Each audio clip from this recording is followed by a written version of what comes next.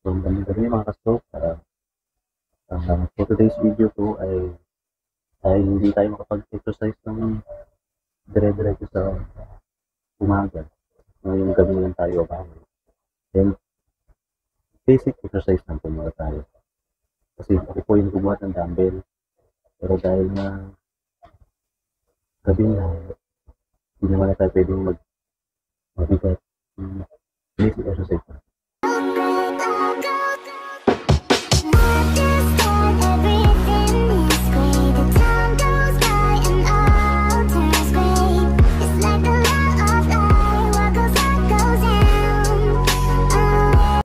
So, una po ay itong yung una po, yung itong kamay natin, hawakan natin ng malakas natin na kamay, gaya nito, and then ikot-ikot po natin. Ako po siguro may 1 week na ako na stroke. Ang ginagawa ko ng wife ko, nilalabas niya ako doon. Doon kami nakatambay lang doon sa labas. Kahit nakatambay lang po. Ganyan, ginaganyan-ganyan ko po yun.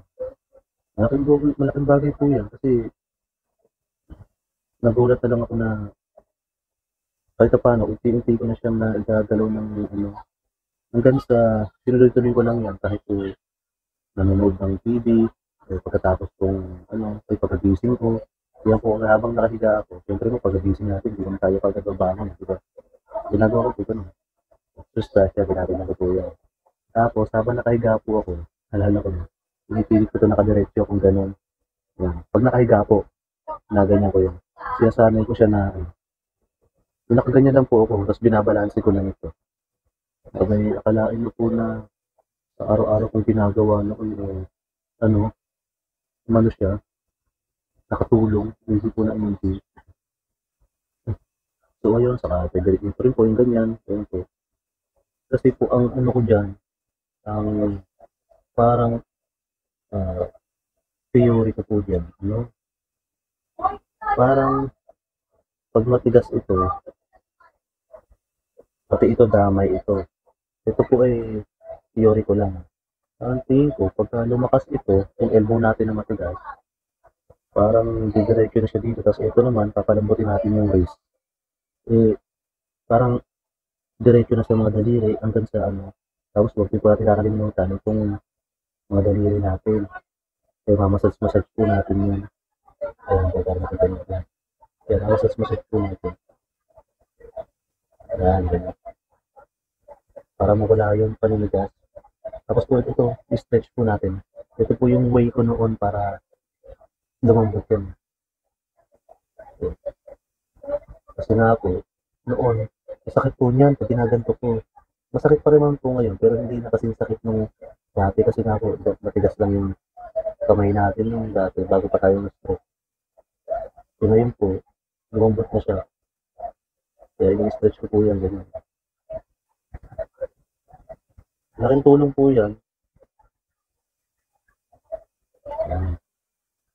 Tapos, ito po, ayan. Ayan, ganyan. Kung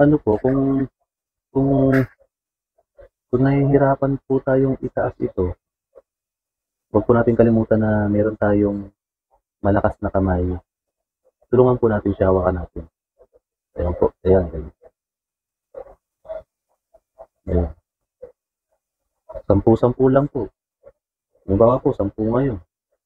Tapos, kinabukasan, 15 naman. Sa susunod na araw, 20 naman. Bali, ulitin po natin siya ng 2 beses. Bali, 2 sets po. Bali, pag 10 po ang ginawa natin na ganito, isa pa ulit na 10. Umaga po, tapos sa tanghali, gabi. Malaking tulong po yan, lalo dun sa mga kapatid natin na stroke survivor na medyo matigas pa yung balikat, pinahirapan pa. Ako po, lumambot lang ito sa mga gato-gato ko. Yung kahit nakatanga ako pa. Yung kahit po nakatanga lang ako, ginagawa ko po yun. Wala naman tayo magagawa po. Diba? Kumbaga, andito na ito eh. Kaya sa magmukmuk tayo, hindi ganit natin. Yan, tapos taas naman po ganyan. Yan. Ganun din po, 10-10.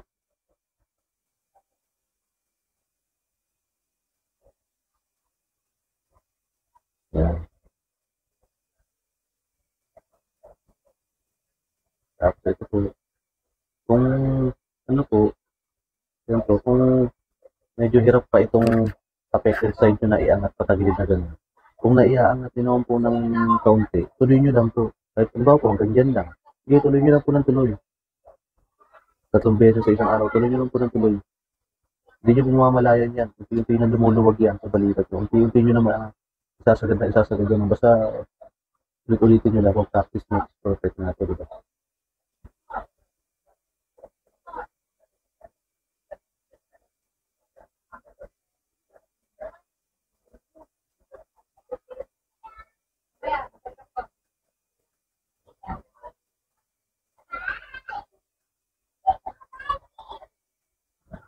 So, yun naman po. Basic exercise na lang. At maraming salamat po sa inyong walang sawang suporta po. At maraming salamat po sa panonood nyo at pagtitiwala. Hanggang sa susunod supulit na video, mag-ingat po tayong lahat. At nakalimutan ko naman ang maintenance natin at saka tubig dahil na po sobrang init ng panahon. Yun naman po. God bless you po sa inyo lahat mga kastrop. Tuloy po. 유난히도 캄캄한밤에 나 홀로 너를 생각하네 이런 기분 설명할 수 없어